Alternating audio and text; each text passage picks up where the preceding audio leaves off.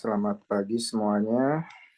Oke, sebelum dimulai, ada yang mau ditanyakan dulu?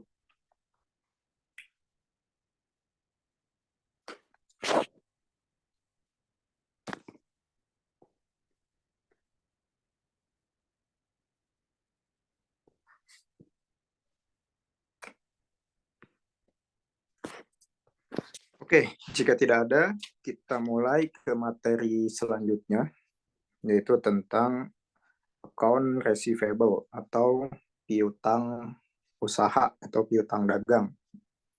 Minggu kemarin kan kita sudah membahas tentang inventory atau persediaan. Nah, minggu ini kita membahas tentang account receivable.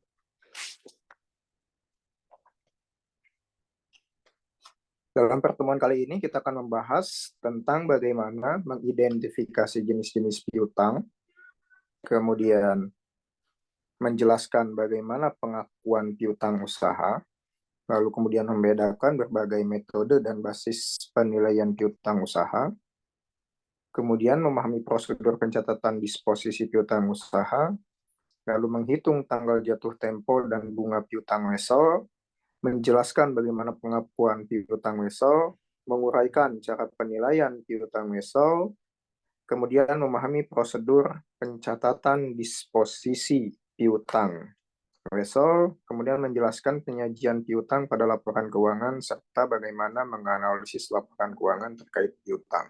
Nah, ini adalah 8 materi yang akan kita bahas di pertemuan kali ini. Nah, kita akan membahas tentang piutang. Yang pertama, apa jenis-jenis piutang? Ada piutang usaha, ada piutang wesel, dan ada piutang lain-lain. Kita bahas nih. Apa itu piutang usaha, wesel, dan lain-lain itu. Kemudian piutang usaha terdiri dari pengakuan piutang usaha, penilaian piutang usaha, lalu disposisi piutang wesel. Nah, ini bukan piutang wesel ya, piutang usaha juga.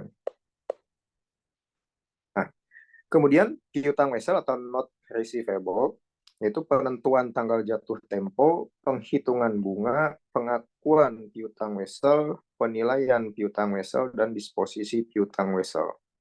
Nah, yang terakhir adalah penyajian dan analisis dari apa itu piutang. Nah, yang pertama kita akan membahas apa sih jenis-jenis dari piutang. Nah, jumlah dapat ditagihkan atau diklaim dari seseorang atau perusahaan lain yang diharapkan akan dilunasi dengan kas. Jadi piutang itu adalah sesuatu yang dapat ditagih atau diklaim dari seseorang atau perusahaan lain yang diharapkan akan dilunasi dengan kas. Nah, jadi piutang ini adalah janji tagih kalau istilah awamnya, yang bisa kita klaim atau bisa ditagihkan.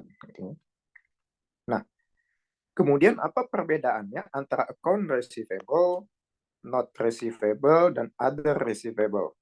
Nah, di sini kalau account receivable adalah jumlah yang akan dibayar oleh customer sebagai akibat dari penjualan barang dan jasa. Nah, jadi, kalau kalian membeli barang atau jasa, akan tetapi dibayarnya nanti atau dilakukan secara non-tunai, maka disebutnya adalah piutang usaha atau account receivable. Tapi apa bedanya dengan not receivable atau utang wesel atau piutang wesel? Nah, di sini adalah klaim yang didasari oleh instrumen kredit yang secara resmi diterbitkan sebagai bukti utang. Nah, jadi bedanya account receivable dan not receivable adalah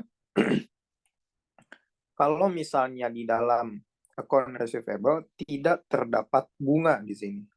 Jadi tidak terdapat bunga. Jadi di sini bunga nggak ada. Akan tetapi di dalam not receivable terdapat bunga yang harus dibayar. Ini perbedaan antara account receivable dan not receivable. Nah, kemudian Kalau ada receivable itu apa? Di sini piutang non dagang. Nah, kalau ini kan yang ke satu, yang kedua receivable dan non receivable adalah piutang dagang. Kalau ada receivable, piutang non dagang. Contohnya apa? Bunga, pinjaman kepada perusahaan, uang muka kepada karyawan, dan pengembalian PPh. Nah, misalnya kalian harus membayar pajak, ya kan? Pajak penghasilan PPh.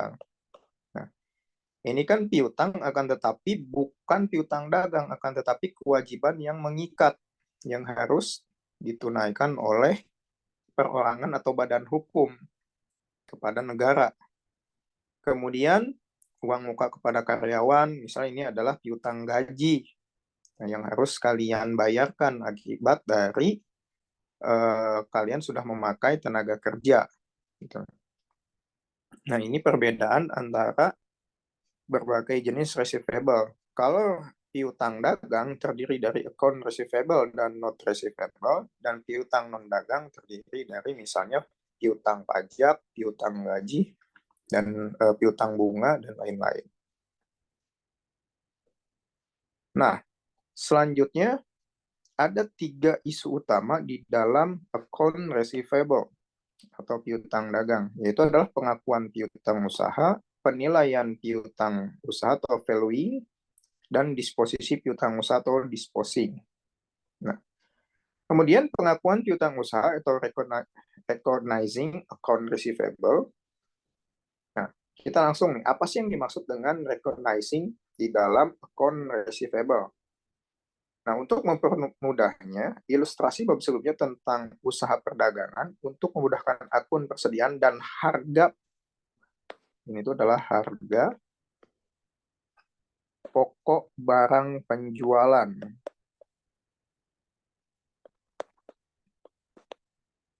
Nah, jadi diabaikan. Jadi kan di pertemuan minggu kemarin kan di dalam menentukan persediaan kita menentukan harga jual dan harga beli. Nah, jadi kita menentukan harga pokok penjualan dan harga pokok pembelian. Nah, di dalam pembahasan materi piutang kali ini kita mengabaikan kedua akun persediaan ini. Kemudian kita langsung ke ilustrasi di sini. Apa sih yang dimaksud recognizing account receivable? Nah, berdasarkan ilustrasi, pada tanggal 1 Juli 2011, Jordache Co. menjual barang dagangan secara kredit. Berarti kan secara non-tunai atau secara utang kepada Polo Company seharga $1.000.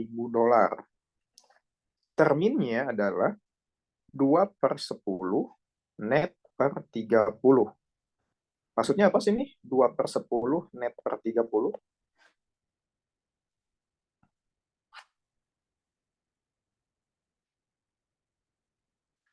Hello?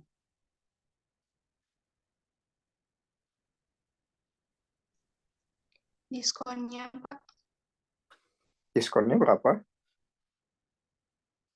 Gimana bacanya? 2/10 net per 30 artinya apa?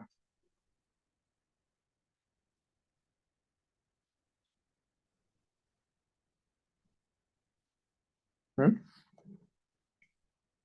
Dimulainya apa? 2/10 N per 30?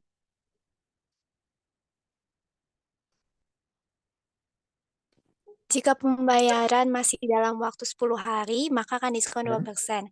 Dengan jatuh tempo utangnya 30 hari. Good.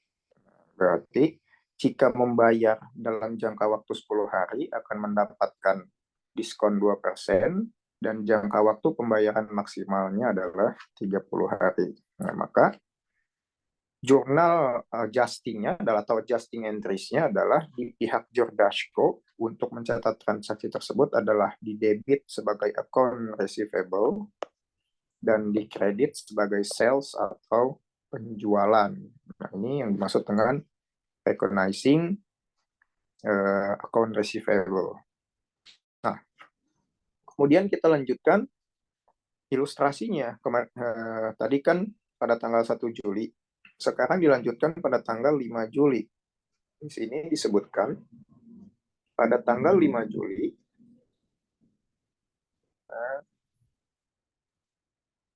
pada tanggal 5 Juli Polo meretur barang dagangan merchandise seharga $100 kepada Jordashko. Nah, di sini saya ingin tanya dulu, mana yang merupakan penjual, mana yang merupakan pembeli di dalam ilustrasi pada tanggal 5 Juli di sini? Polo pembeli. Polo pembeli dan Jordashko adalah penjual. Nah, meretur, si Polo meretur, ya kan? Berarti pencatatan pada tanggal 5 Juli ini adalah dari si Polo, dari si pembeli. Di debit adalah sales return and allowance, ini adalah retur penjualan dan potongan, di debit 100, dan account receivable di kredit.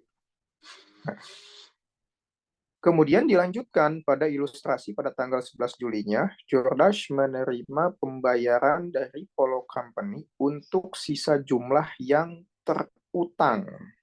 Kan? Nah, di debit di sini ada case dan sales discount. Di sini 9 ini tuh 0,02. Nah, di sini sales diskonnya dari mana sih? 18 ini. Nah, kita lihat di sini kan. Kita lihat di sini. Pada awal bulannya. Jadi, Jordashko akan memberikan diskon kepada Polo jika pembayarannya itu maksimal pada pada hari ke-10 sebesar 2%. Ya kan? Nah, kemudian di sini tanggal 11. Kira-kira Polo masih mendapatkan diskon tersebut atau tidak? Kalau di sini disyaratkan pada hari ke-10 maksimal akan mendapatkan diskon 2%. Masih dapat gak kira-kira?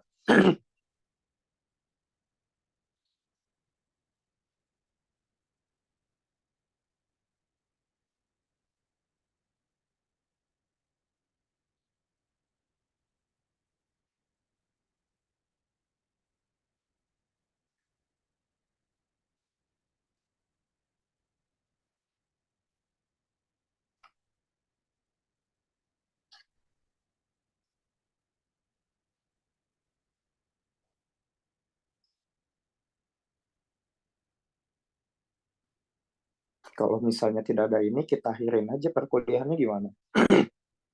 Jadi kalian bisa belajar sendiri aja. Gimana teman-teman? Sepakat nggak?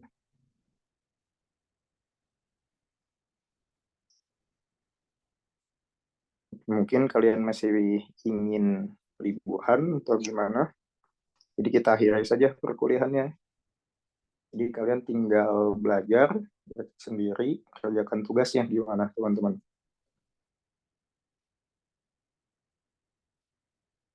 Zoom aja, Pak. Bapak, tadi itu 18 dari mana, bukan, Pak? Dari 900 dikurangi 882? Bentar, aku jadi.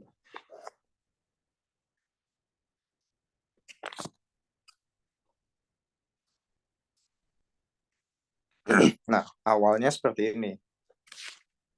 Ini kan harusnya Jordache tuh menerima $1.000, ya kan, dari hasil penjualannya secara kredit. Kemudian penjualannya itu kan yang si pembelinya adalah kepada si Polo. Nah, Polo pada 5 Juli meretur pembelian yang awalnya tadi $1.000. Nah, diretur atau dikembalikan sebesar 100, berarti kan menjadi pengurang. Nah, jadi kewajiban Polo membayar ke Jordache sebagai penjual adalah tinggal $900, dikarenakan yang $100-nya kan sudah diretur. Kemudian setelah itu pada tanggal 11 Juli, ya kan, Jordache menerima pembayaran akibat Bapak, mohon piutang maaf, layarnya hilang, nggak ada. Ini hilang. Iya, Bentar.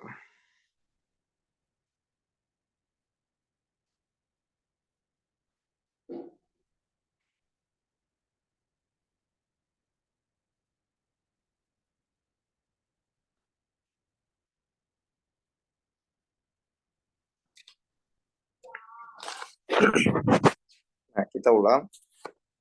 Pada awalnya kan Jordache pada tanggal 1 Juli, di sini disebutkan, menjual kepada Polo, yang di sini, yaitu barang dagangan senilai $1.000. Ini kan. Nah, dengan termin atau syarat 2/10 N/30, atau artinya Polo akan menerima diskon sebesar 2% akibat bila membayar piutang tersebut atau tagihan tersebut maksimal di hari ke-10. Nah, kemudian pada tanggal 5 Juli ternyata Polo sebagai pembeli meretur barang dagangan kepada Jordache sebesar $100. Berarti kan kewajiban Polo yang harusnya tadi membayar $1.000 kepada Jordache dikurang potongan dari retur sebesar 100. Jadi kewajiban Jordache, kewajiban Polo membayar piutangnya menjadi $900. Nah, kemudian pada tanggal 11 Juli Jordache menerima pembayaran dari Polo Company untuk sisa jumlah yang terutang. Nah, tanggal 11 ini adalah tanggal terakhir Polo mendapatkan diskon pembayaran. Tadi kan 2/10 N/30, ya kan?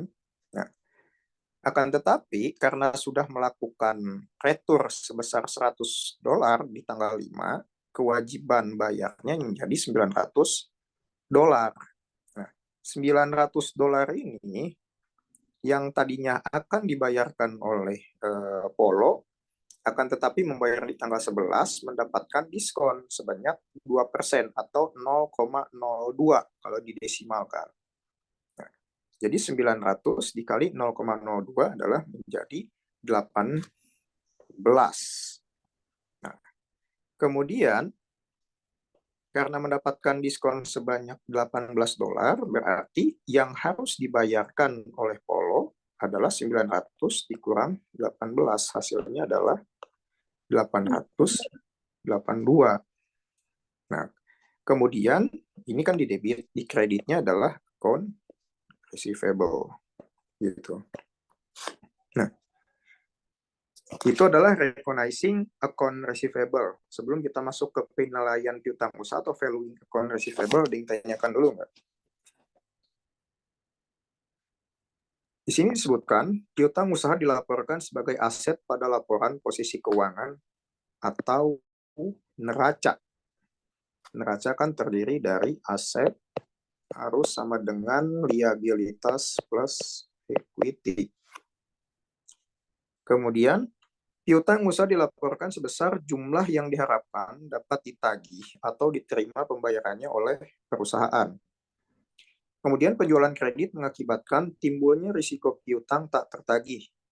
Kemudian penilaian piutang bisa saja menyulitkan karena piutang tak tertagih belum diketahui sehingga harus diestimasi.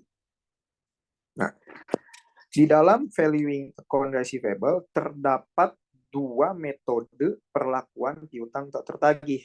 Yang dimaksud piutang tak tertagih di sini adalah jadi kalau kalian meminjamkan uang kepada teman misalnya, kemudian teman kalian nggak membayar, gitu, atau membayarnya tidak sesuai jatuh tempo. Gitu. Nah, di dalam valuing account receivable ini ada dua metode perlakuannya. Yang pertama adalah penghapusan langsung atau direct write-off. Kemudian yang kedua metode cadangan atau allowance method. Nah, di sini secara teoritis, kalau direct write-off atau penghapusan langsung secara teoritis lemah. Kenapa?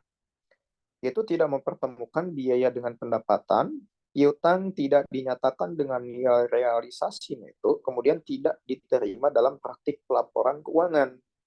Nah, di Indonesia sendiri kan di dalam pencatatan laporan keuangan itu kita harus tunduk pada yang namanya aturan PSAK, yaitu adalah pernyataan standar akuntansi, atau di internasional kita harus tunduk pada IFRS. Nah, kalau misalnya metode direct langsung tidak diterima dalam praktik pelaporan keuangan. Ya. Kemudian, apa bedanya dengan metode cadangan? Yaitu kerugian piutang diestimasi. Lebih baik dalam hal mempertemukan biaya dengan pendapatan, piutang dinyatakan dengan nilai realisasi neto dan sesuai dengan IFRS. Nah, jadi nggak dihapus gitu ya, tapi tetap dicatat, akan tetapi diberi keterangan apabila piutang tersebut tidak tertagih. Nah, kalau menggunakan allowance method. Kalau penghapusan langsung tidak dicatat atau tidak diberikan alasan kenapa piutang tersebut dihapus. Nah, kita bahas satu persatu tentang valuing account receivable, itu metode penghapusan langsung. Di sini dengan metode penghapusan langsung, rugi piutang menjadi beban kan? Nah, kalau misalnya piutang tidak tertagih itu kan menjadi beban, kan? Yang harusnya jadi aset, jadinya menjadi beban akibat tidak tertagih. Kalau tertagih menjadi aset, kalau tidak tertagih akan menjadi beban. Bedanya itu ya. Kalau misalnya sebuah piutang itu tertagih, akan menjadi aset di dalam laporan keuangan. Akan tetapi jika jika piutang itu tidak tertagih, akan menjadi expense atau beban di dalam laporan keuangan. Nah, rugi piutang biaya diakui pada saat akun customer ditetapkan sebagai akun tak tertagih. Sebagai contoh, pada tanggal 12 Desember, Warden Co menghapus saldo akun ME Doran sejumlah $200 yang dianggap tak tertagih. Jurnal penyesuaiannya atau adjusting entries-nya adalah dituliskan di sini. Di debit adalah bad debt expense, di kredit sebagai account receivable. Bad debt expense ini adalah beban piutang tak tertagih atau beban hutang yang buruk kalau bahasa harfiahnya, tapi beban piutang tak tertagih ya, sebesar $200 di sini. Nah, itu adalah metode penghapusan langsung. Jadi hanya menuliskan ini saja penjurnalannya. Kalau metodenya direct write-off atau metode penghapusan langsung. Nah, kemudian, apa bedanya dengan metode cadangan untuk akun yang tak dapat ditagih? Nah, tadi kan metode penghapusan langsung, bagaimana dengan metode cadangan? Nah, di dalam metode cadangan yang pertama, akun-akun customer yang tidak dapat tertagih diestimasi. Apa sih diestimasi ini? Estimasi itu apa? Estimasi itu adalah dikira-kira atau diperkirakan, kan? Kira-kira berapa sih yang tidak tertagih ini, gitu ya. Kemudian yang kedua, estimasi piutang tak tertagih dicatat sebagai bad debt expense di debit dan allowance for doubtful account atau potongan dari piutang di kredit. Ya kan? Ini adalah jurnal pertama yang harus ditulis di dalam metode cadangan. Yang kedua, penghapusan saldo akun dicatat sebagai allowance for doubtful account atau potongan untuk piutang yang tak terbayar di debit dan account receivable di kredit. Jadi dibalik, gitu ya. Seperti kemarin kita membahas tentang jurnal pembalik di materi UTS. Nah, jadi ada dua jurnal di dalam metode cadangan. di dalam menghapus akunnya. Oke. Kita langsung ke contoh, misalnya di sini. Pada tahun 2011, penjualan kredit Hamsun Furniture, ini penjualnya kalian, mencapai $1.200.000. Dari jumlah tersebut, sejumlah $200 belum tertagih hingga 31 Desember. Nah, sampai akhir tahun belum tertagih nih piutang. Kemudian manajer kredit Hamsun Furniture mengestimasi $12.000 dari penjualan sejumlah $200.000 yang belum tertagih tersebut tidak akan tertagih. Jadi dari 200.000 yang belum tertagih, ada yang dikira-kira menurut manajer kredit Hamsun Furniture itu ada $12.000 yang nggak akan tertagih atau nggak akan dibayar. Nah, kalau begitu, bagaimana adjusting entries atau jurnal penyesuaiannya untuk mencatat estimasi tersebut? Nah, di sini di debit sebagai bad debt expense atau beban hutang buruk atau beban piutang tidak tertagih, di kredit sebagai allowance for the full account atau potongan akibat dari piutang yang tidak tertagih. Nah, bagaimana di dalam laporan posisi keuangannya atau statement of financial position? Di sini ada tulisan parsial. Parsial itu berarti kemarin kan kita belajar tentang laporan keuangan yang berklasifikasi.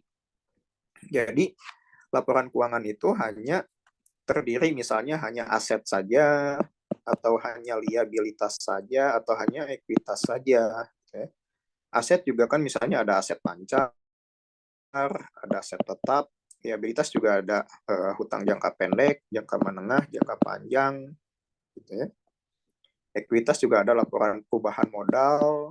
Nah, di sini disebutkan statement of financial position-nya secara parsial atau secara klasifikasi hanya terdapat aset lancar saja atau current asset.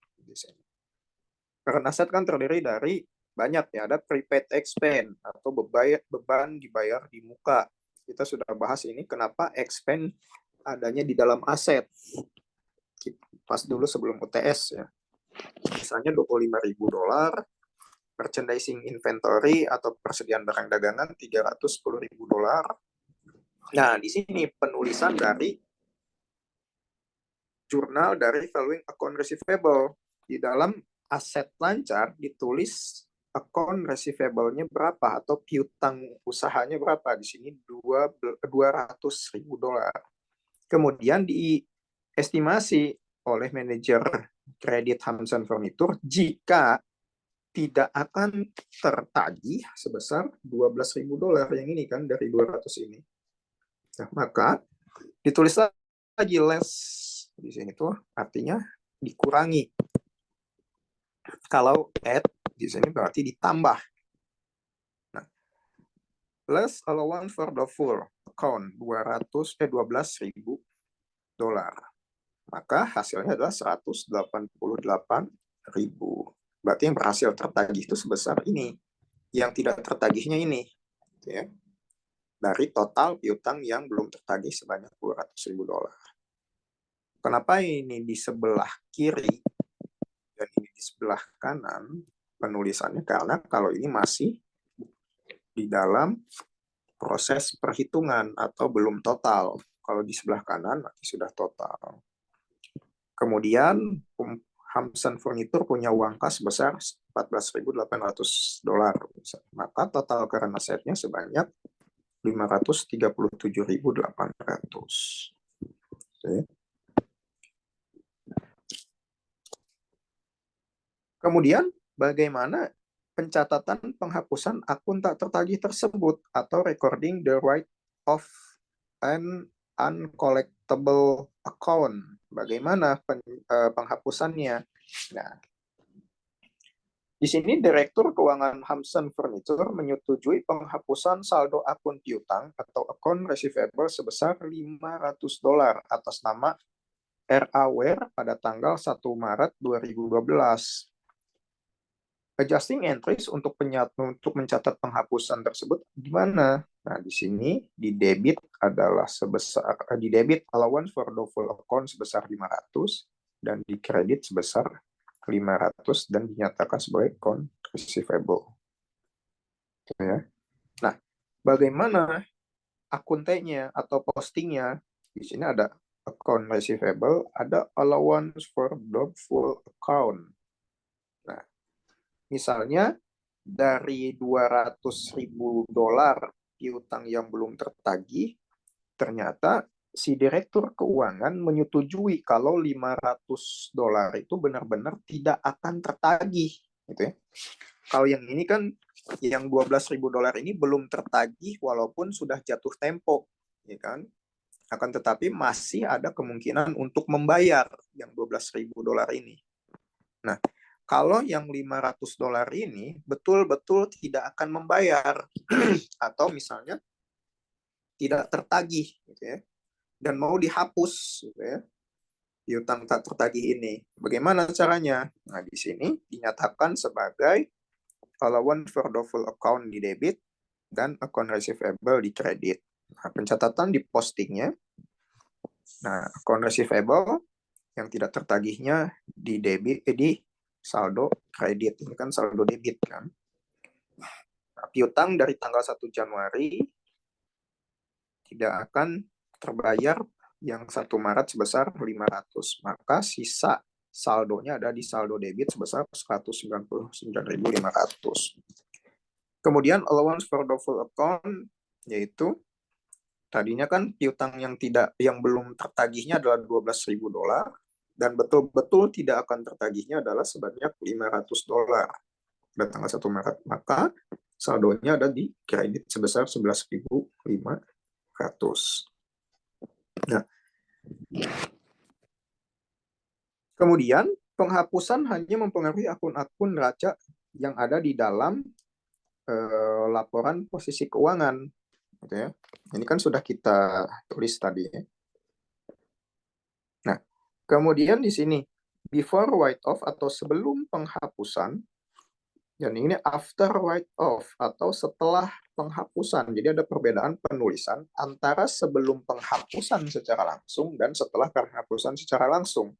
Nah, di sini sebelum penghapusan account receivable atau piutang yang belum tertagihnya adalah $200.000 dikurangi jumlah akun yang belum membayar atau piutang yang belum tertagih sebanyak $188.000.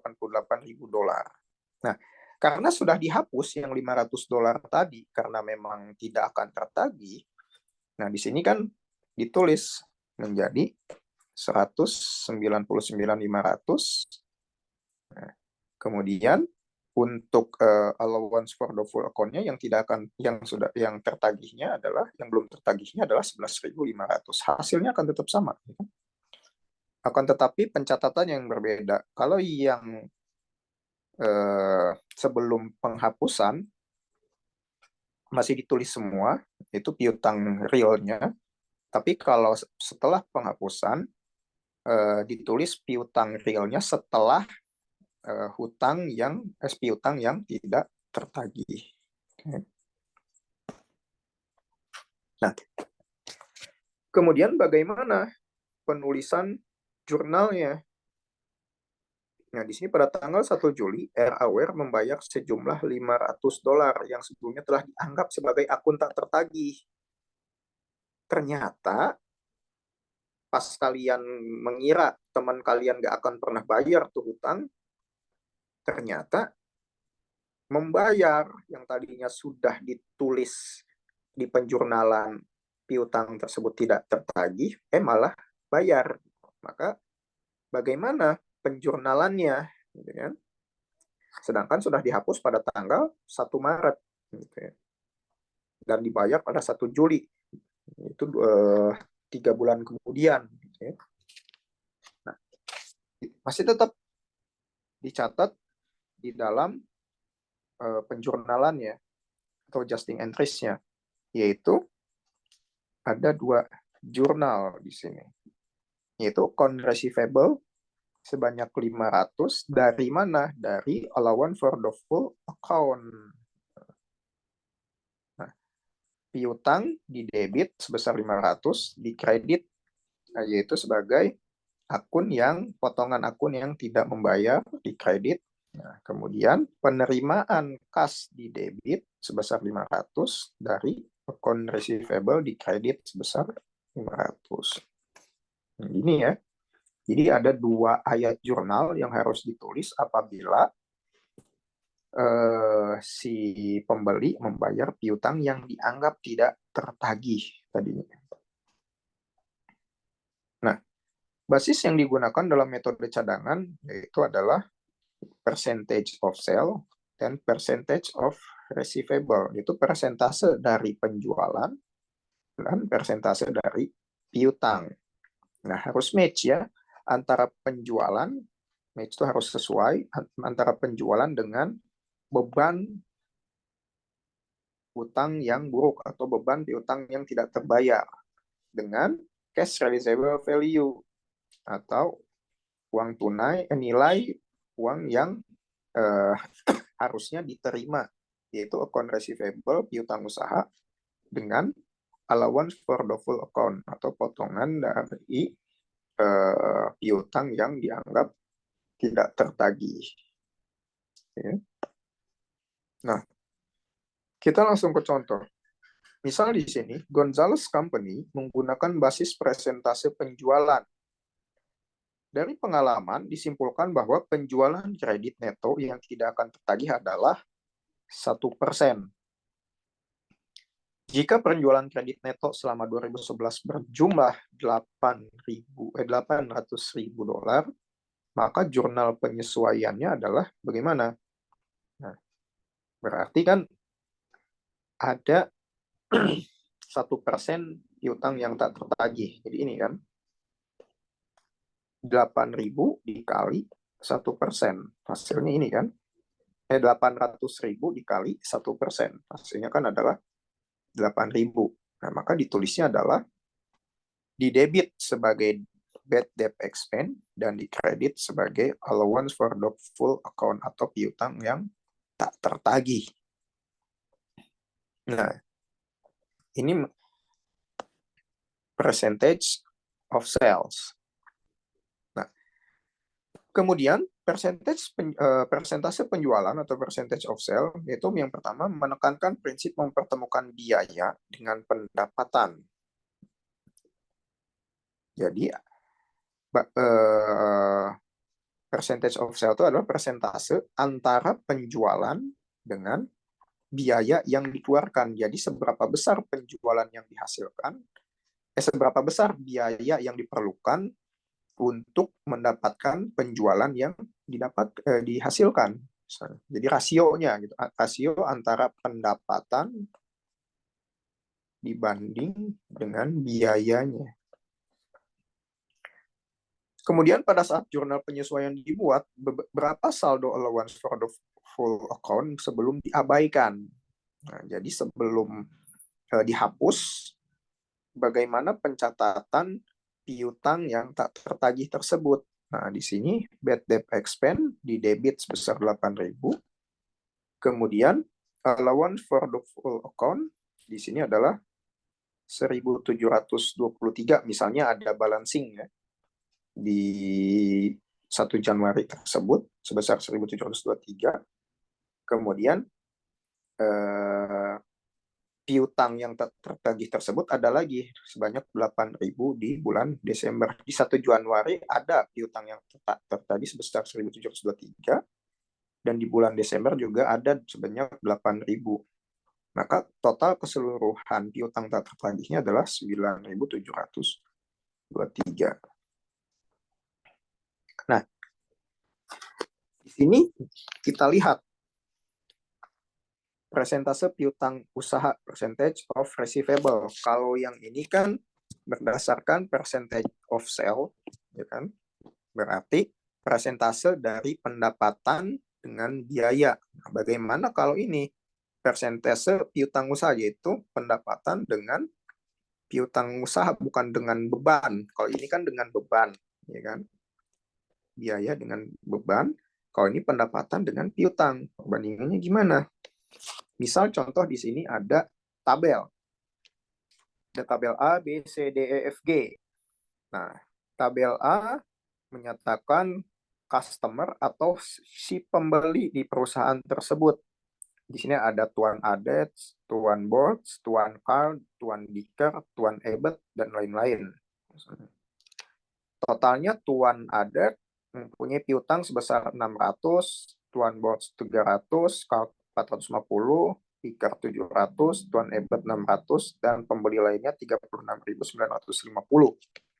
Nah, jadi semuanya ini membeli secara piutang atau non tunai. Nah, kemudian di sini ada not yet due atau sebelum jatuh tempo. Nah, jadi si pembeli ini membayar piutangnya sebelum jatuh tempo. Nah, jatuh temponya ini number of day past due-nya ada diklasifikasikan menjadi beberapa bagian. Yang pertama, jatuh tempo antara 1 sampai 30 hari. Yang kedua, jatuh tempo 31 sampai 60 hari. Kemudian yang ketiga, jatuh tempo 61 sampai 90 hari dan lebih dari 90 hari jatuh temponya.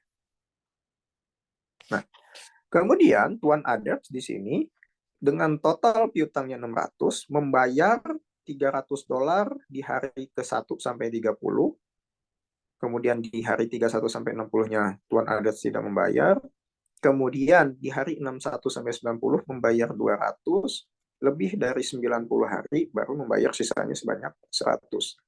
Nah, kalau Tuan Bords membayar sebelum jatuh tempo sebanyak $300. Hutangnya kan 300. Terus sebelum jatuh tempo 1 sampai 30 hari pun sudah membayar Tuan Aders. Kalau Tuan Carl membayar di hari ke-1 sampai 30 dan di hari ke-31 sampai 60. Ya. Kalau Tuan Dicker membayar sebelum jatuh tempo sebanyak $500, sisanya di hari ke-61 sampai 90 sebanyak $200. Tuan Ebert total hutangnya 600, membayar di hari 31 sampai 60 sebanyak 300 dan lebih dari 90 hari sebanyak 300.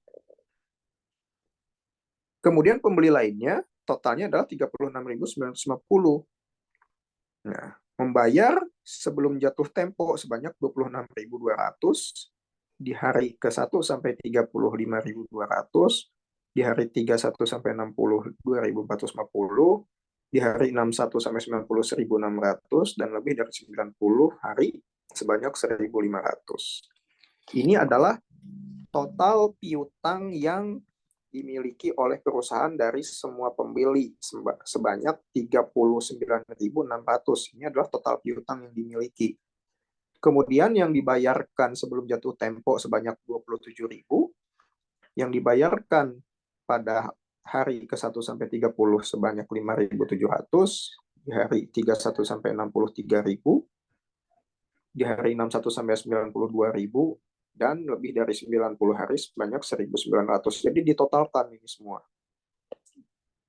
Nah, setelah ditotalkan, ternyata manajer keuangan atau manajer kredit perusahaan mengestimasi atau memperkirakan gitu ya, piutang yang tertagih, piutang yang belum dibayarkan sesuai jatuh temponya, diestimasi yang tidak akan tertagihnya masing-masing tanggal jatuh temponya adalah misalnya yang sebelum jatuh tempo ada 2% yang diestimasi tidak akan tertagih. Kemudian di hari ke-1 sampai 30 diestimasikan ada 4% yang tidak akan tertagih. Di hari 31 sampai 60 diestimasikan ada 10% yang tidak akan tertagih. Di hari 61 sampai 90 ada 20% yang tidak akan tertagih, dan lebih dari 90 hari ada 40% yang tidak akan tertagih. Nah, kemudian ditotalkan gitu ya. Di sini 27.000 yang tidak akan membayarnya adalah 2%. Maka yang tidak tertagihnya diestimasikan adalah $540. Kalau ini 4% dari 5.700, hasilnya adalah $2.208. Kemudian 10% dari 3.000 adalah $300. 20% dari $2.000 adalah $400. Kemudian 40% piutang yang tak akan tertagih dari 1.900 adalah $760. Ya. Nah, kemudian ditotalkan berapa total estimate bad debt-nya. Berarti berapa total estimasi hutang yang tidak akan tertagihnya. Nah, jadi 540 tambah 228 tambah 300 tambah 400 tambah 760. Hasilnya ini ya 2.228. Ini adalah total estimate bad debt atau piutang yang tidak akan tertagihnya. Nah, kemudian setelah diestimasi berapa hutang yang tidak akan tertagihnya, maka jika daftar saldo sebelum penyesuaian menunjukkan allowance for the full account bersaldo 528, jadi ada akun potongan dari piutang tak tertagihnya adalah 528. Nah, maka jurnal penyesuaiannya gimana? Nah, jurnal penyesuaiannya adalah sebelum kita mencatatnya adalah total bad debt-nya atau piutang yang buruknya dikurang piutang yang tak tertagihnya, ya kan? Tadi kan totalnya di sini 2.228, ya kan? Dikurang terdahulu jika terdapat $528 piutang yang tak tertagihnya.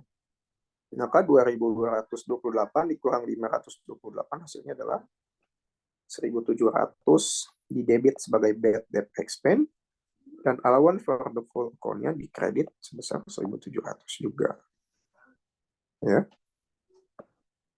Nah, bagaimana penulisannya di dalam akun T atau posting? Nah, di sini bad debt expense sebesar 1.700 dan di allowance for the full account sebanyak. Nah, tadi kan di dalam soal disebutkan ada $528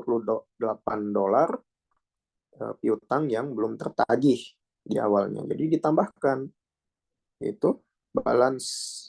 Nah, di sini kan kemudian bad debt expense-nya di sini 1.700. Hasilnya menjadi 2.208. Berarti saldonya ada di saldo kredit. Itu ya. Nah, kalau yang menjadi pertanyaan bagaimana kalau misalnya di sininya adalah bukan 528 tapi 1.228 misalnya. 1.228. Ya kan? Di sini menjadi 1.228. Nah, berarti kan di sini dikurang dulu kan 1.228. Berarti di sini bukan 1.700 tapi 1.000. Ini juga 1.000. Karena kan dikurang terlebih dahulu 2.228 dikurang 1.228. Nah, ini jadi $1.000, ini juga $1.000. Nah, di sini juga jadi $1.000. Kemudian di sini juga jadi $1.000. Sorry, yang ini juga jadi 1.228 dulu ya. Nah, yang ini coba kita di sini. Jadi 1.228 dulu dikurang 1.000.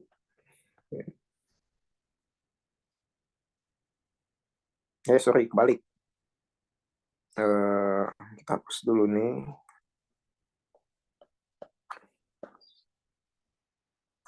Nah, di sini kan jadi 1.000. Ini kan jadi 1.000. Di sini 1.228. Nah, di hasilnya kan jadi minus kan? Jadi minus 1.000 gitu ya. Minus 208. Berarti saldonya bukan lagi di sini, tapi di sini kan 228. Saldonya ada saldo di debit. Oke. Nah, ringkasannya atau percentage of sales approach atau pendekatan persentase penjualan menekankan estimasi biaya bad debt expense, saldo akun cadangan diabaikan, mempertemukan biaya dengan pendapatan. Kemudian persentase untuk piutang pendekatannya adalah menghasilkan penilaian piutang yang lebih akurat pada laporan posisi keuangan atau neraca. Lalu estimasi bisa dibuat lebih teliti dengan analisis piutang menurut waktu. Kemudian saldo akun cadangan diperhitungkan biaya hanya efek samping. Nah, jadi ini adalah perbedaan antara pendekatan dengan percentage of sale dan percentage of receivable. Nah, selanjutnya kita membahas tentang disposisi piutang usaha. Sebelum kita masuk ke disposisi piutang usaha, ada yang ditanyakan dulu nggak terkait dengan valuing accounts receivable?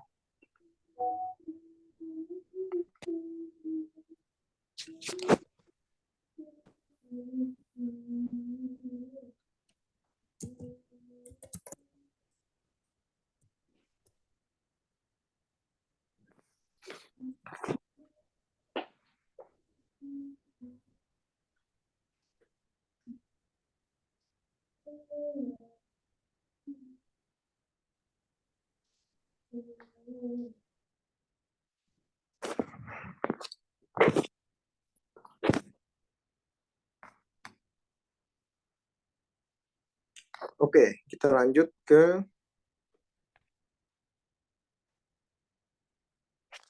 disposisi piutang usaha atau disposing of account receivable. Bentar.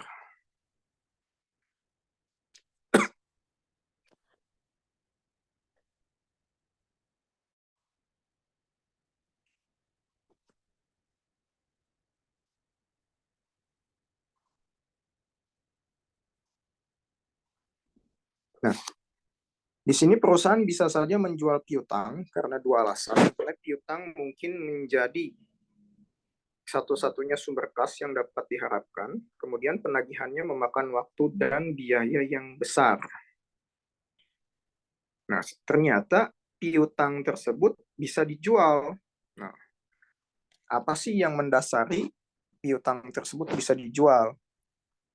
Ya. Jadi kan piutang tuh, kalau kalian punya hutang, sebetulnya kalau kalian punya perusahaan besar, gitu ya, perusahaan itu bisa dijual, piutang itu bisa dijual. Gitu ya. Entah itu ke lembaga keuangan, non-bank, atau lembaga keuangan bank. Apa sih faktor-faktor penjualan piutang tersebut? Yang pertama adalah membeli piutang dari perusahaan dan kemudian menagih pembayarannya secara langsung dari customer. Kemudian kedua, biasanya memungut komisi kepada perusahaan yang menjual piutangnya. Besarnya komisi antara 1-3% dari jumlah piutang yang dibeli. Misalnya gini, kalian memberikan hutang ke teman kalian misalnya sebanyak 100.000. Nah, kalian tuh memberikan hutang sebanyak 100.000 ke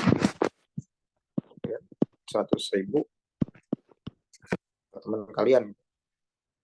Nah, tapi teman kalian susah nih bayar hutangnya, nggak bayar-bayar, udah 1 tahun. Terus kalian nyuruh teman kalian lagi yang badannya ketar misalnya, yang sangar gitu ya. Mau nggak nih nagihin hutang ke si A, ya kan? Imbalannya 3% dari total hutangnya. Ya, 100.000 ini berarti si teman kalian ini yang menagih ke si A mendapat komisi sebesar 3.000 rupiah gitu ya, akibat dari jasa penagihan hutangnya.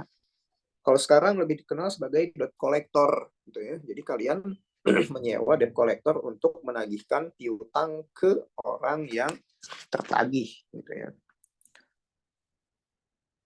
Nah, di dalam ilustrasi di sini disebutkan Henderson Furniture menjual piutang senilai $600.000 kepada Federal Factor. Federal Factor ini umpamakanlah perusahaan jasa debt collector atau perusahaan jasa penagih hutang.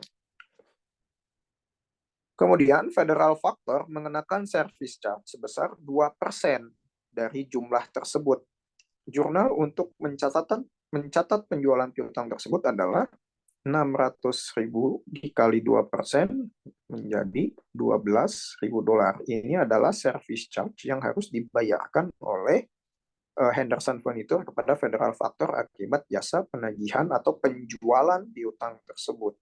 Nah, dari piutang $600.000 ini, karena menggunakan jasa penagih hutang atau service charge, maka dikurang dulu beban service charge expense atau beban biaya penagihan sebesar $12.000.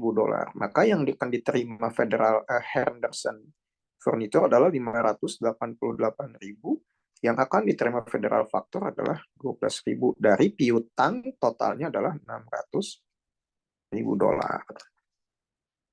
Itu ya. Nah, piutang sendiri kan bentuknya bisa macam-macam ya. Misalnya di sini bentuknya adalah penjualan kartu kredit atau credit card sales. Retailer memperlakukan penjualan dengan kartu kredit sama dengan penjualan tunai. Nah, retailer atau si pengguna ya memperlakukan penjualan. Misalnya kan kalian kalau jualan ya kan bisa menggunakan kartu kredit kan pembayaran ya kan. Kalau misalnya kalian belanja ke Alfamart. Kalau kalian misalnya yang punya Alfamart gitu. Ada seorang pembeli yang membayar memakai kartu kredit kan. Bank pasti kan meminta biaya untuk kartu kredit tersebut kan. Nah, biayanya itu biasanya 2-4%. Misal contoh, retailer harus membayar fee kepada penyedia layanan kartu kredit antara 2-4% sebagai biaya pemrosesan transaksi. Jadi si penjual harus memberikan ongkos kepada si penyedia jasa kartu kredit tersebut 2-4% biasanya. Jadi kalau kalian punya warung, punya toko, punya usaha warung makan, misalnya restoran makanan, nah kalian kan punya edisi itu dan bisa dibayar secara memakai kartu kredit misalnya. Nah, kalian untuk mengklaim uang kalian akibat dari penjualan tersebut, kalian harus membayar kepada si penyedia atau si bank penyedia layanan kartu kredit tersebut sebanyak 2-4%. Kemudian retailer mencatat penjualan dengan cara yang sama seperti penyetoran cek dari penjualan tunai. Misal contoh di sini. Anita Ferreri membeli CD seharga $1.000 untuk menghibur pengunjung restoran miliknya dari Karen Care Music Co. Nah, jadi si Anita ini ke toko musik, ya kan, membeli CD nah, dengan menggunakan kartu kredit Visa First Bank. Nah, First Bank mengenakan service fee sebesar 3%. Maka jurnal untuk mencatat transaksi ini di pihak Karen Care Music, ini kan Karen Care Music itu sebagai penjualnya kan. Si Anita Ferreri sebagai pembeli. Nah, pencatatannya di si penjual gimana? Di debit sebesar 970 bentuknya uang tunai.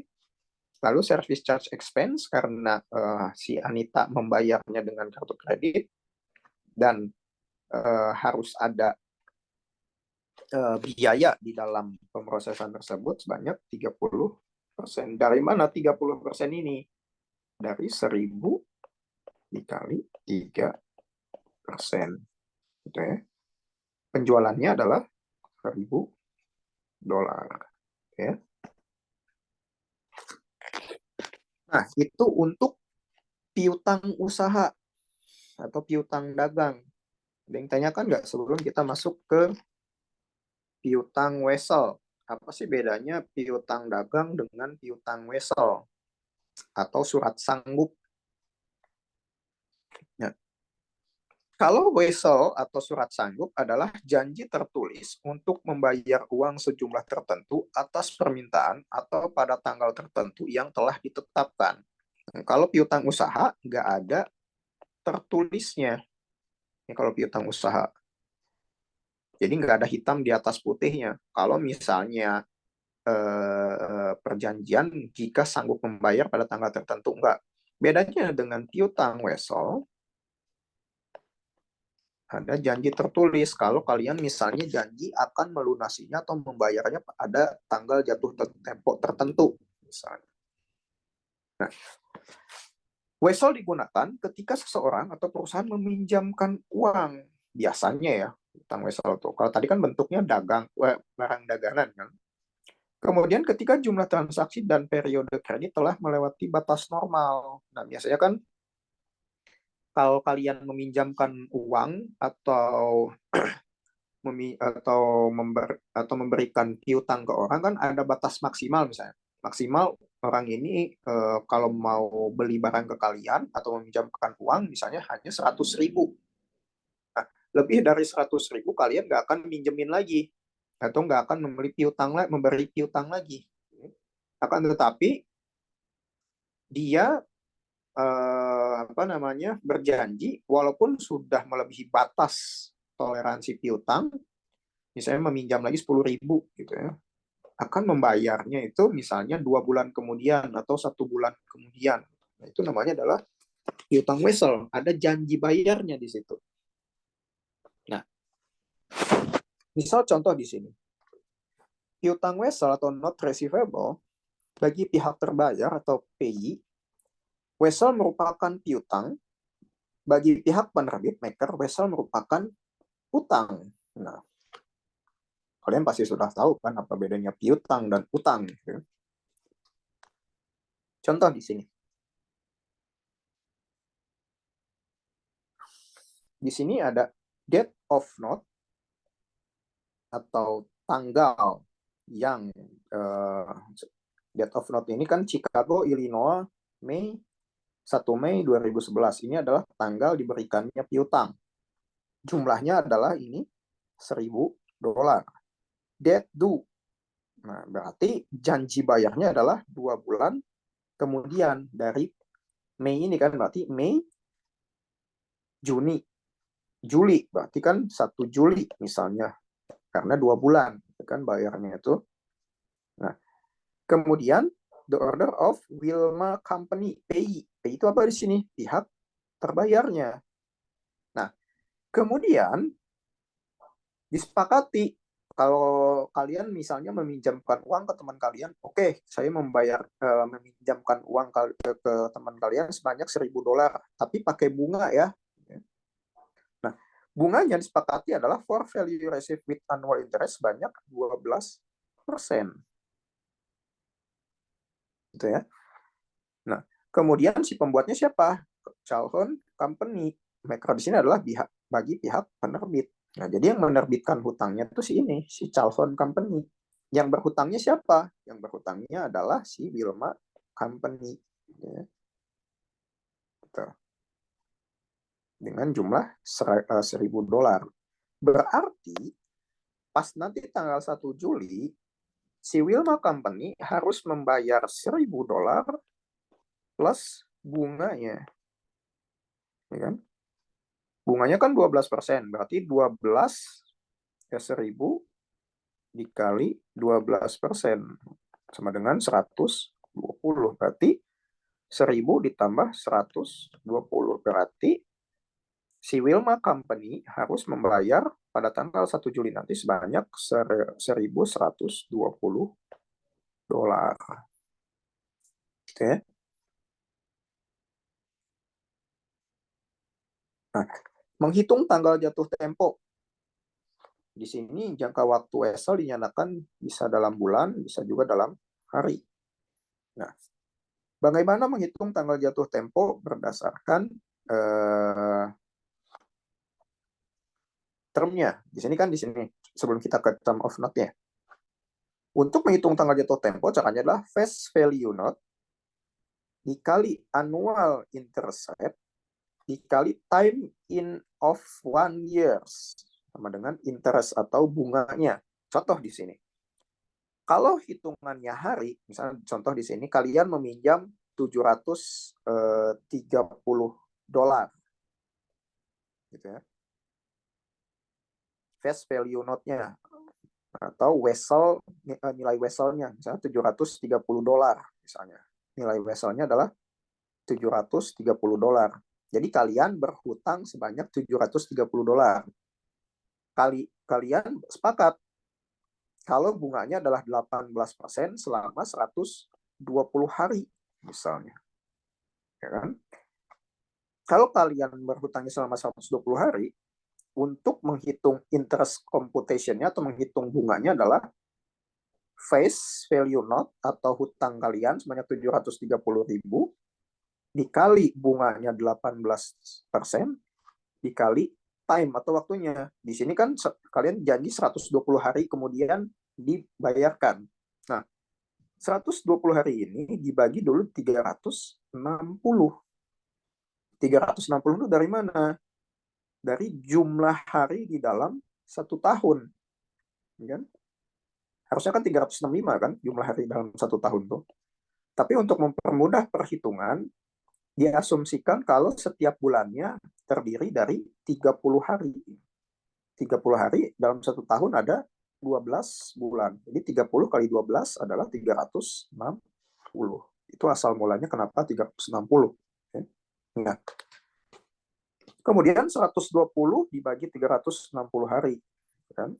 Jadi 730 dikali 18% dikali 120 per 360 hasilnya adalah $43,8. Ini adalah bunga yang harus dibayarkan oleh kalian jika berhutang sebanyak $730 dengan bunga 18% dengan tanggal jatuh tempo selama 120 hari. Nah, bagaimana kalau kalian meminjam $1.000 terus dengan bunga 15% dan kalian sanggup bayarnya misalnya tanggal jatuh temponya 6 bulan kemudian. Nah, di sini yang berbeda hanya time-nya, yaitu 6/12, karena dalam 1 tahun ada 12 bulan. Ya. Maka interest atau bunga yang harus dibayarkannya adalah $75 dari 1.000 dikali 15% dikali 6/12. Atau di sini misalnya 1.000 dikali 15% adalah 150. 150 dikali 6/12 atau dikali 0,5. 150 dikali 0,5 hasilnya adalah 75. Gitu ya. Ini perhitungannya adalah 150 akibat dari 1.000 kali 15% dikali 0,5. Hasilnya adalah 75. Nah, bagaimana kalau yang setahun? Nah, kalau setahun misalnya kalian meminjam $2.000 dengan bunga 12%, gampang. 2.000 dikali 12% hasilnya adalah 240 dikali 1. 1 dibagi 1 kan 1. Jadi bunganya adalah $240. Itu cara menghitung tanggal jatuh tempo bunga yang dihitung dari tanggal jatuh tempo. Contoh, Calhoun Company menerbitkan wesel $1.000 selama 2 bulan sebesar 12% bunganya. Sebagai penyelesaian utangnya yang telah melewati batas waktu faktur, Wilmar Company membuat jurnal sebagai untuk mencatat penerimaan wesel tersebut. Jadi pada awal mulanya ditulis utang wesel atau piutang wesel di debit dan account receivable atau piutang usaha di kredit. Ya. Kemudian seperti halnya piutang usaha, wesel jangka pendek dilaporkan sebesar cash, net realizable value, kemudian estimasi cash realizable value serta bad debt expense untuk wesel dilakukan dengan cara yang sama seperti untuk piutang. Kemudian allowance for doubtful account adalah kontra akun piutang wesel dan piutang usaha. Nah, sampai sini ada yang ditanyakan nggak? Sebelum kita masuk ke disposisi piutang wesel. Nah, piutang wesel sendiri di sini disebutkan, yang pertama, wesel bisa dipegang oleh pihak terbayar hingga tanggal jatuh tempo. Kemudian pihak pembuat wesel bisa saja gagal bayar sehingga pihak terbayar harus melakukan penyesuaian akun terkait. Kemudian ketiga, pemegang wesel bisa juga mempercepat pemerolehan kas dari wesel dengan cara menjualnya. Nah, bagaimana disposisi piutang wesel? Tadi kan di disposisi piutang dagang juga kan bagaimana piutang tak terbayar dengan piutang yang terbayar. Nah, di wesel juga sama. Bagaimana pencatatan wesel terbayar lunas dengan wesel tak terbayar lunas. Di sini honor of not receivable. Wesel terbayar lunas atau honor jika pihak pembuatnya melunasi wesel pada tanggal jatuh tempo Dan dishonor of not receivable atau wesel tak terbayar lunas, wesel tak terbayar lunas adalah wesel yang tidak dilunasi pada saat jatuh tempo. Nah, jadi kalian misalnya telat membayar piutang gitu ya, tidak sesuai jatuh tempo. Nah, wesel tak terbayar lunas tidak bisa dipertukarkan atau no longer negotiable. Nah, kita bahas satu persatu terlebih dahulu. Bagaimana wesel terbayar lunas atau honor of not receivable. Di sini disebutkan, pada tanggal 1 Juni, Betty Corporation atau Bettyco meminjamkan uang kepada Wayne Haley Incorporation sejumlah $10.000. Dengan menerima wesel berbunga 5 bulan, yaitu sebanyak 9%, diasumsikan Bettyco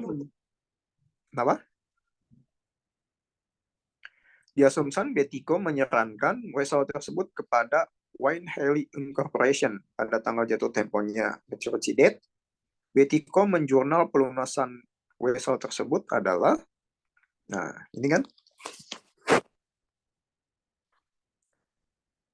di debitnya adalah kas sebanyak 10.375, kemudian di kreditnya adalah not receivable sebanyak $1.000 dan interest revenue-nya $375.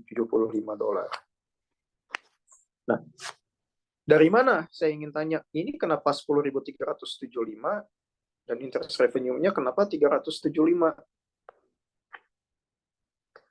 Kenapa tuh?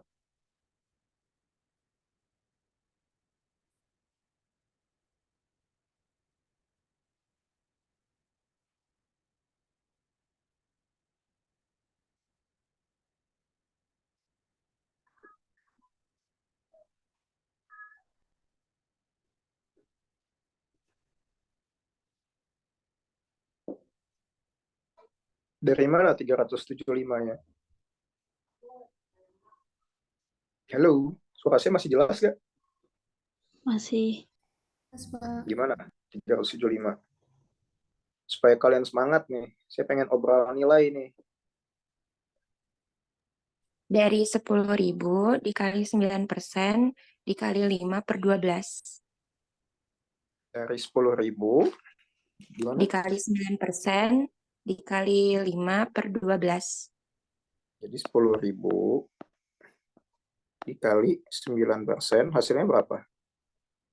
$900. 100 dikali 5/12 berapa? 0,16. 900 kali 5/12 berapa? 375.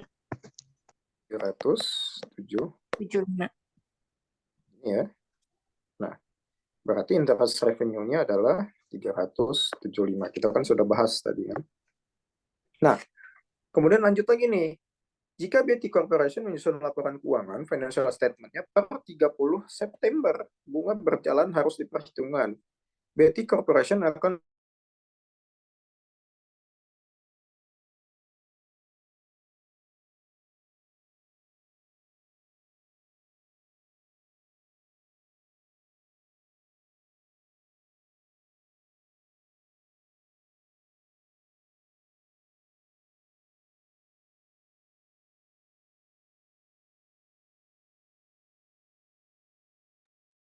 Bapak, mohon maaf suaranya hilang, nggak ada.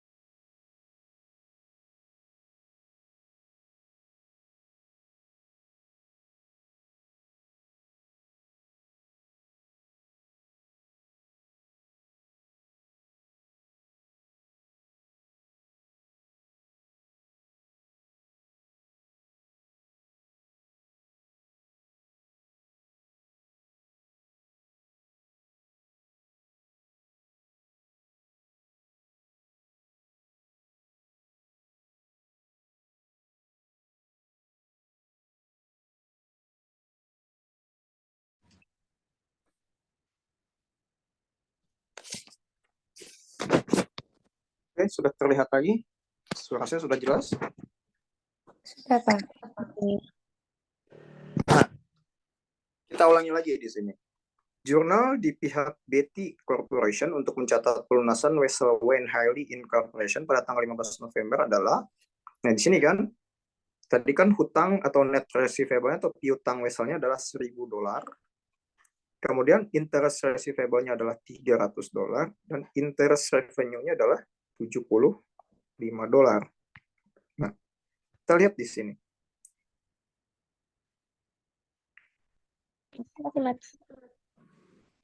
Nah, apa bedanya antara interest receivable dan interest revenue?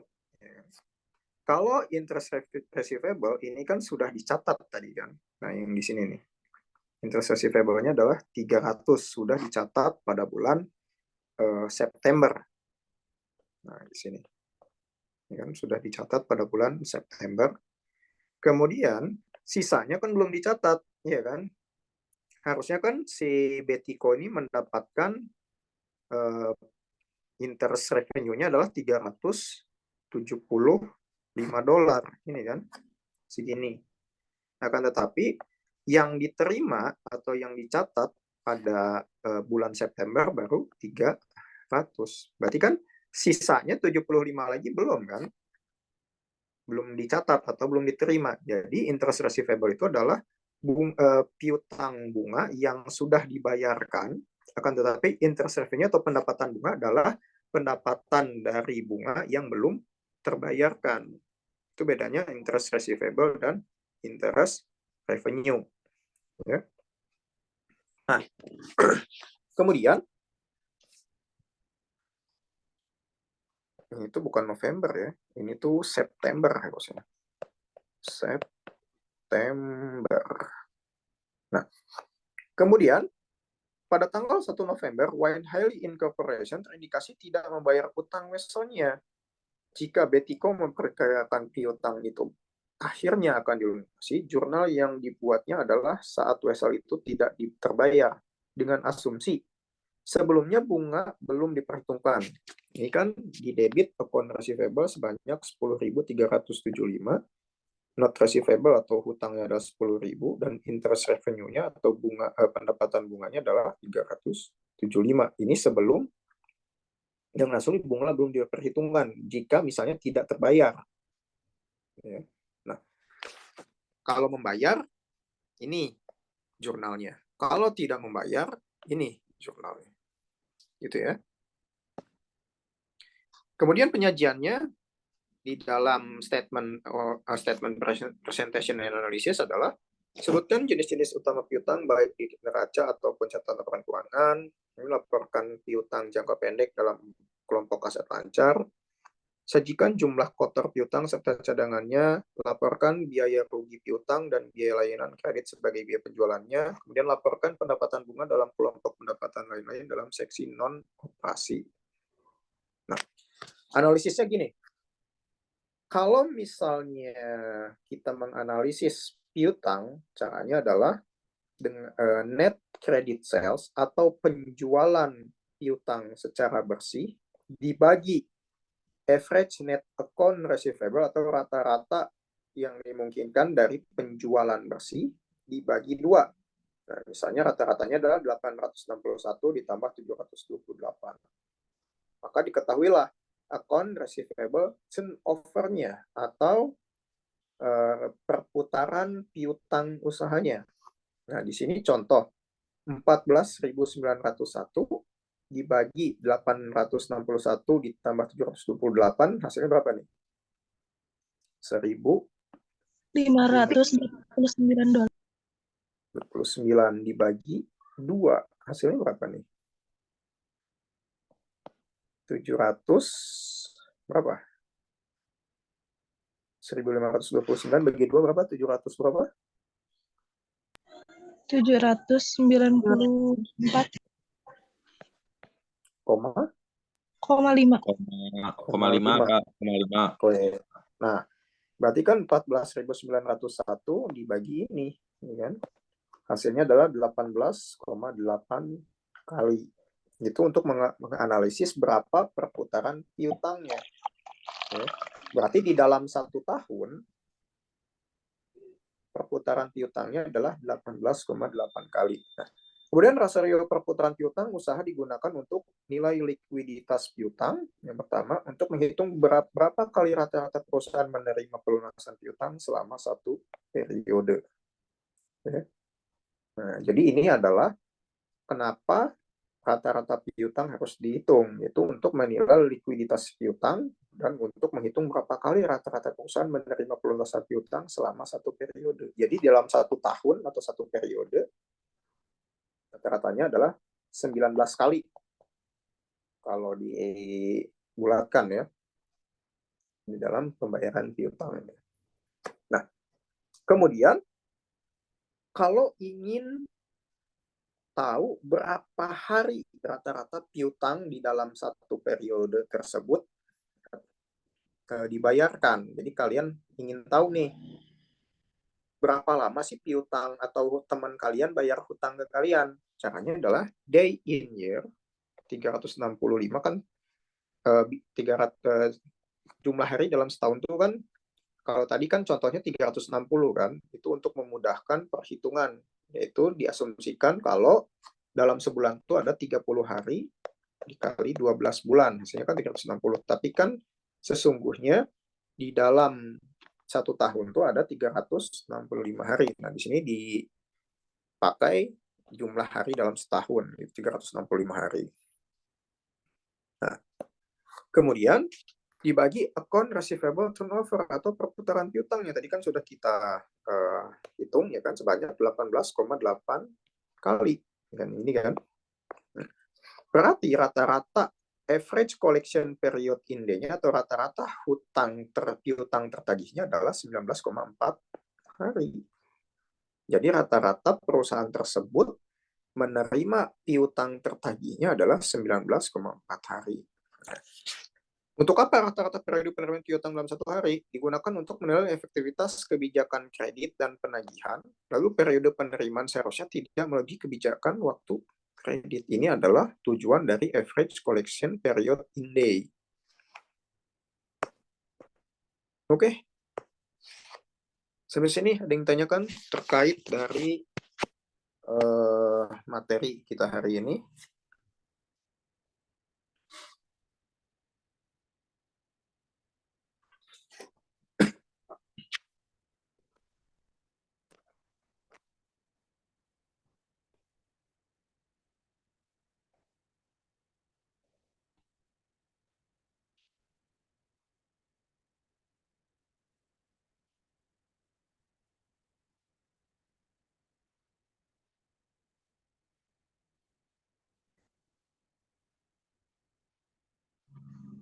Pak izin bertanya, mohon maaf. Untuk absennya bagaimana yang hari ini? Terima kasih, Pak. Oke, untuk absennya kita lihat.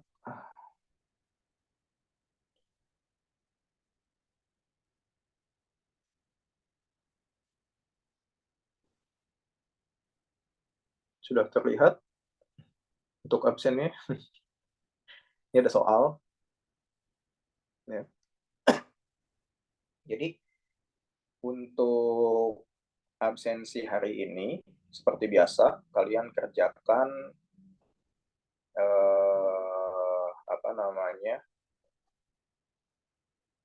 tugas yang ada di ini. Udah terlihat belum tugasnya soalnya? Belum. Belum. Belum ya.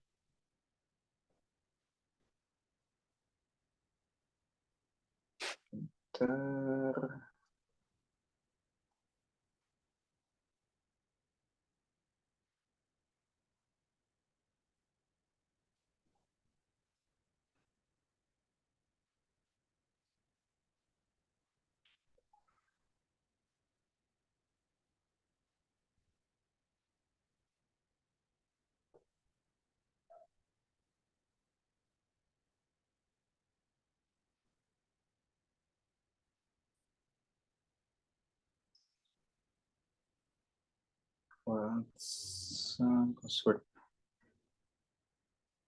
Nah, Sudah terlihat? Sudah. Oke. Nah, ini adalah tugas yang ada di Edlink sebenarnya. Jadi untuk yang hadir sekarang, kerjakan, kemudian kirim di Edlink, dan kirim ke alamat email yang biasa kita, yang kalian ini ya, yang kalian kirim. Nah, jadi 2 kali kalian kirimnya, yaitu di Edlink dan di email. Nah, untuk yang berhalangan hadir, saya tunggu hanya di Edlink saja gitu ya. Jadi yang mengumpulkan di email itu yang saya absen. Nah, yang tidak mengumpulkan di email nggak saya absen. Nah, untuk yang nggak di absen, nah tetap saya hadirkan. Gitu ya. Yang terpenting mengupload di Edlink, akan tetapi nilainya tentu agak sedikit berbeda dengan yang mengerjakan pada hari ini. Gitu ya.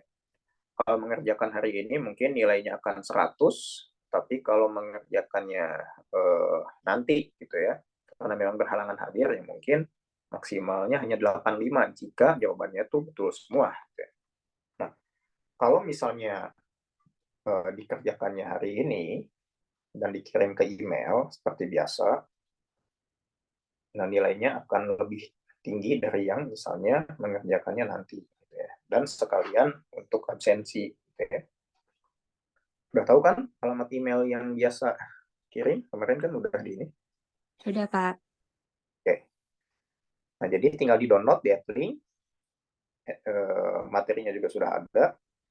Tinggal kerjakan. Saya tunggu sampai jam 3 lah, jam 15.00. Nah, kalau misalnya kalian melebihi tenggat waktu jam 15.00, misalnya nilainya agak sedikit berkurang. Dan yang belum hadir pun sekarang silahkan kerjakan walaupun nilai maksimalnya nanti hanya 85. Tapi tetap saya hadirkan. Gitu ya. Sampai sini ada yang tanyakan? Terkait materi atau apapun? Pak mau tanya, Boleh. Tanya apa? waktu kemarin juga kan tugas yang dikirim ke email itu kan ngantri, terus gak bisa dikirim, jadinya terhalang apa meren selalu ngantri, jadinya gak kirim-kirim, itu gimana Pak? Takutnya keulang lagi gitu. Ya seharusnya sih bisa kekirim ya. Kalau Kurang misal ya harusnya kekirim gitu. Setahu saya sih nggak ngantri gitu, setahu saya gitu. Kalau misalnya kalian ininya nulis alamat emailnya benar gitu. Jadi kalau bisa jangan misalnya tenggat waktunya jam 2 terus kalian ngirim semuanya jam 2 gitu. Itu mungkin akan sedikit lag atau gimana gitu ya. Tapi akan tetap terkirim gitu, nggak mungkin nggak terkirim gitu kalau misalnya kalian tulis alamat emailnya benar. Tapi kalau misalnya kejadiannya seperti itu, nanti saya lihat ada toleransi batas waktu lah ya. Tapi kalau mengirimnya besoknya lagi, itu nggak ada toleransi sebetulnya. Yang terpenting kalian nanti setelah kirim email tuh lihat historis pesan send-nya atau terkirimnya. Gitu.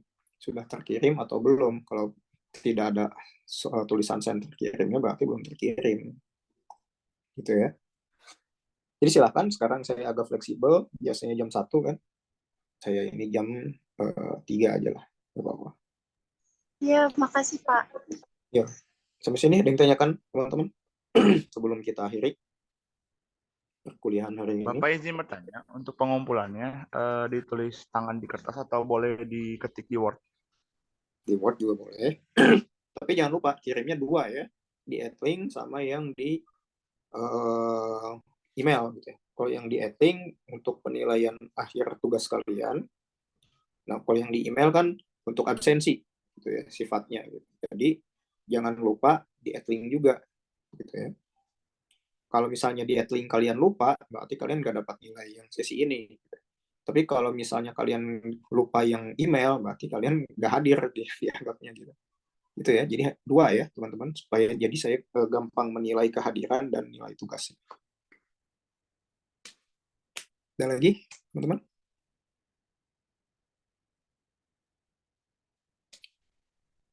Oke, saya mohon maaf, waktu hari Kamis saya belum nggak ada kabar untuk perkuliahan karena kan saya agak kurang enak badan ya, jadi kurang fit, jadi diundur jadi hari Sabtu.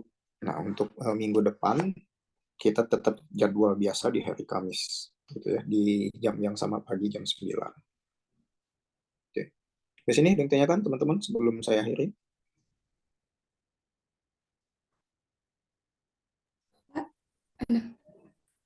Oke, baik teman-teman, jika tidak ada pertanyaan, perkuliahan hari ini saya cukupkan. Sampai ketemu minggu depan di hari dan jam yang sama. Selamat siang semuanya. Assalamualaikum warahmatullahi wabarakatuh. Waalaikumsalam Waalaikumsalam. Terima kasih Bapak. Waalaikumsalam warahmatullahi wabarakatuh.